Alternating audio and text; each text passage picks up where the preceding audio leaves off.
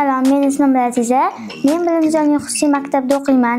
Menga informatika va IT axborot fani yoqadi va qiziqaman. Bugun darsimizda biz vertolyot konstruksiyasini yasadik. Buni tezlik bilan yasadik.